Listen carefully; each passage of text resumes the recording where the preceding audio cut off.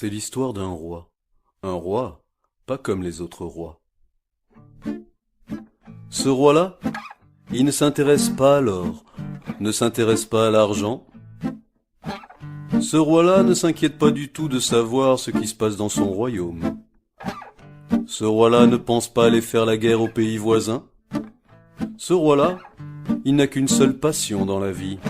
Ce sont les habits, les beaux vêtements. Et pour cela, il a une armée. Non, pas une armée de soldats, une armée de tailleurs, une armée de couturiers, une armée de tisserands. Et l'armée du roi travaille jour et nuit pour fournir chaque matin au roi de beaux habits neufs.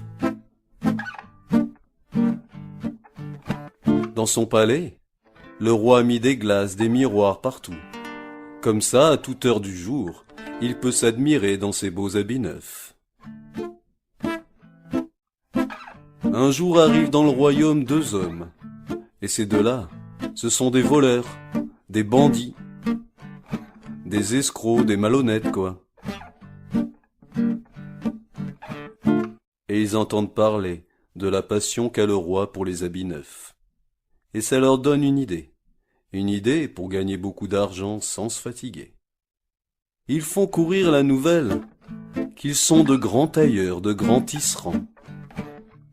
Et qu'en plus, les habits qu'ils confectionnent sont des habits magiques, des habits que seuls les gens intelligents peuvent voir. Les imbéciles, les crétins, eux, ne peuvent pas voir ces habits. Ils font courir cette nouvelle dans tout le royaume. Et forcément, un jour la nouvelle arrive aux oreilles du roi. Le roi fait venir les faux tisserands et il leur demande ce qu'il leur faut pour confectionner ces habits merveilleux, ces habits magiques, ces habits que les imbéciles, les crétins ne pourront pas voir. Les faux tisserands demandent un grand atelier pour travailler, un métier à tisser, et aussi du fil d'or, du fil d'argent, de beaux diamants pour les incruster dans les habits. Ils demandent aussi tout ce qu'il y a de meilleur à manger, et une bourse remplie de pièces d'or pour les encourager dans leur travail. Le roi est tellement émerveillé à l'idée d'avoir ces habits neufs, ces habits magiques, ces habits grâce auxquels il pourra savoir qui est bête, qui est imbécile autour de lui. Le roi accepte toutes les conditions. Les faux tisserands s'installent dans l'atelier. Et ils commencent à actionner le métier à tisser. Non pas qu'ils aient l'intention de tisser quoi que ce soit, non pas qu'il y ait le moindre bout de fil sur ce métier à tisser. Mais par contre, de l'extérieur de la pièce, on entend le bruit du métier à tisser qui fonctionne. Et comme ça, les gens qui passent peuvent se dire « Oh, ils sont en train de fabriquer les habits neufs, les habits magiques pour notre roi. »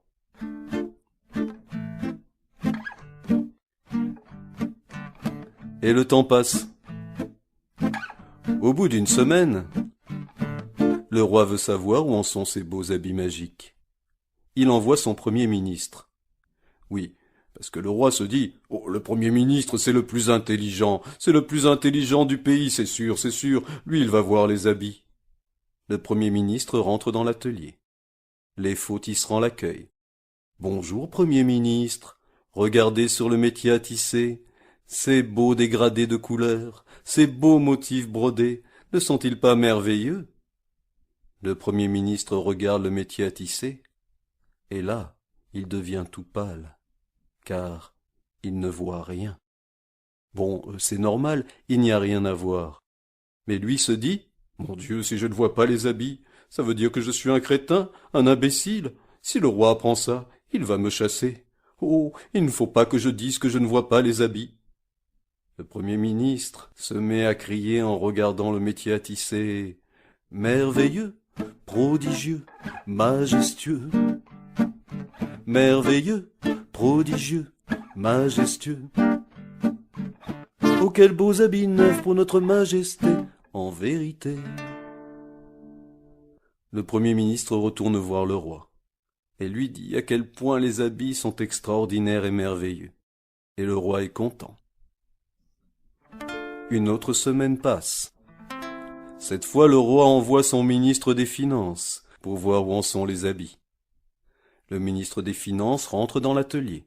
Les deux faux tisserands l'accueillent. « Bonjour, ministre des Finances. Regardez sur le métier à tisser, c'est beau dégradé de couleurs, c'est beau motif brodé. Comment trouvez-vous ces habits ?» Le ministre des Finances en reste bouche bée, car il ne voit rien. Bon, c'est normal, il n'y a rien à voir. Mais lui se dit, « Mon Dieu, je ne vois pas les habits. Le Premier ministre, lui, les a vus. Ça veut dire que je suis un idiot, un imbécile.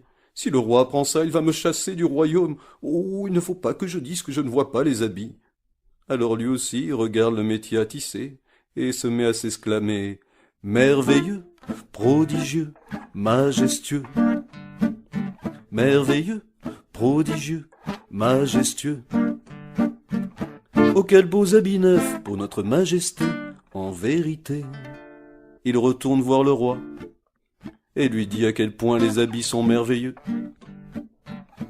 Et le roi est content, d'autant plus content qu'il apprend que les habits seront terminés dans 2 jours. Et dans 2 jours, c'est le grand défilé que fait le roi chaque année dans toute la ville au milieu de son peuple.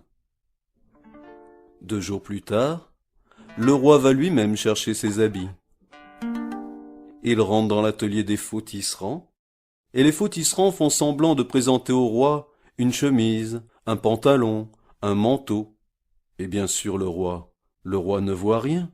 C'est normal, il n'y a rien à voir. Mais le roi se dit, « Est-ce possible que moi, le roi, je ne vois pas les habits? Mon premier ministre les a vus, mon ministre des Finances les a vus. Si jamais on apprend que je suis un idiot, un imbécile, on va me chasser de mon trône. Oh, il ne faut pas que je dise que je ne vois pas les habits. » Et le roi se met à s'exclamer, « Merveilleux, prodigieux, majestueux. Merveilleux, prodigieux, majestueux. Oh, quels beaux habits neufs pour ma majesté, en vérité. »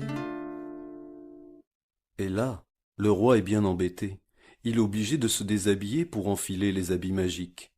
Il se retrouve tout nu à faire semblant d'enfiler un pantalon qu'il ne voit pas, tout nu à faire semblant d'enfiler une chemise qu'il ne voit pas, à enfiler un manteau qu'il ne voit pas.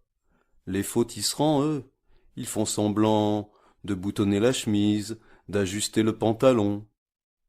Et voilà le roi qui sort de l'atelier des faux tisserands. Et là, il y a toute la cour qui l'attend. Et quand les gens de la cour le voient sortir, chacun se dit, « Mon Dieu, le roi, il est tout nu. » Ou alors ça veut dire que je ne vois pas les habits. Ça veut dire que je suis un idiot, un imbécile. Si jamais on apprend ça dans la cour, on va me chasser.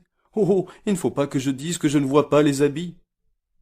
Et d'une seule voix, toute la cour du roi se met à s'exclamer, « Merveilleux, prodigieux, majestueux.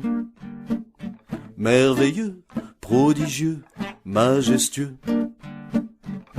Oh, quels beaux habits neufs pour notre majesté, en vérité. » Le roi est un peu rassuré par cet accueil. Il marche au milieu de la cour. Et il sort du palais. Et là, il y a tout le peuple, tous les gens de son royaume qui sont là pour l'acclamer. Mais quand le roi sort du palais, les gens de la foule le regardent et chacun se dit, « Oh, mais le roi est tout nu. » Mais très vite, chacun se dit aussi, « Ou alors, ça veut dire que je suis un imbécile, que je ne vois pas les habits.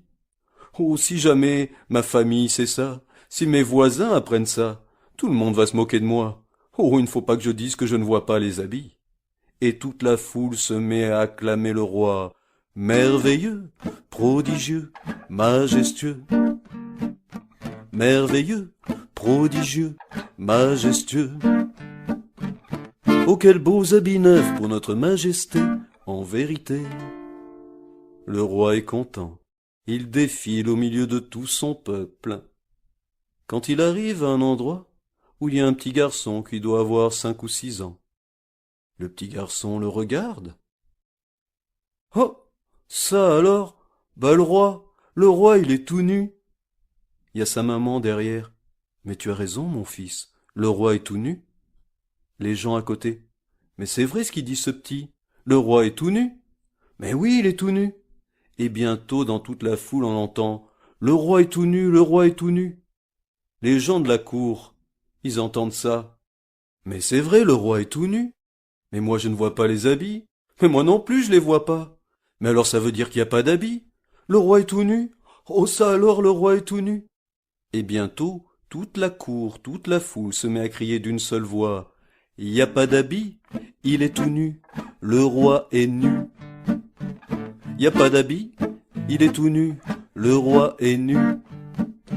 Il n'y a pas d'habits, il est tout nu. Le roi est nu. Et le roi entend ça. Mais qu'est-ce qu'il peut faire? Il est au milieu de la foule sur la grande route. Le roi fait demi-tour. La tête haute, dignement, il retourne jusqu'à son palais. Et là, le roi va se rhabiller. Quant aux faux tisserands, ils sont déjà bien loin. Et ils rient encore du bon tour qu'ils ont joué à Sa Majesté le roi.